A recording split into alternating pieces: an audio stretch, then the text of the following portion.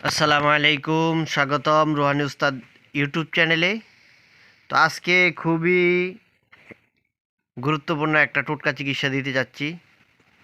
সেটা হলো যাদের শ্বেতকুষ্ঠ হয়, শ্বেতকুষ্ঠ রোগ মানে যাদের শরীরের রং সাদা হয়ে যায়, এটাকে কুষ্ঠরোগ বলা হয় বা শ্বেতকুষ্ঠ রোগ বলা হয়।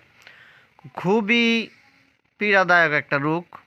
এই রোগটা হলে নিজেকে খুব অসহায় মনে হয়, মানুষের কাছে যেতে লজ্জা লাগে, নিজের চেহারা হ্যাঁ অনেক কুৎসিত দেখা যায়। তো এই রোগটার জন্য আজকে আমি আপনাদেরকে একটা টোটকা চিকিৎসা দিতেছি। তো আরেকটা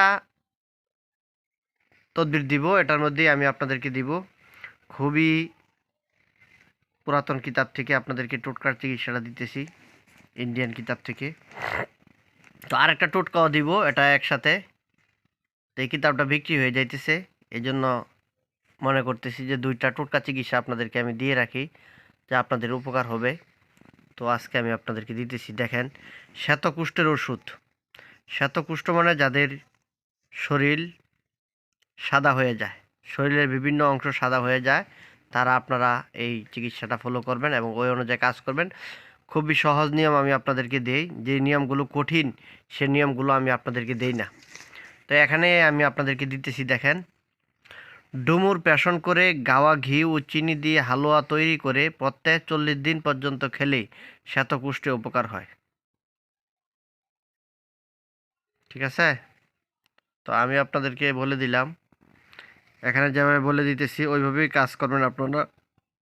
ডুমুর ফল, এটা আপনারা ইউটিউব থেকে দেখে নেবেন ডুমুর ফল কোনটা।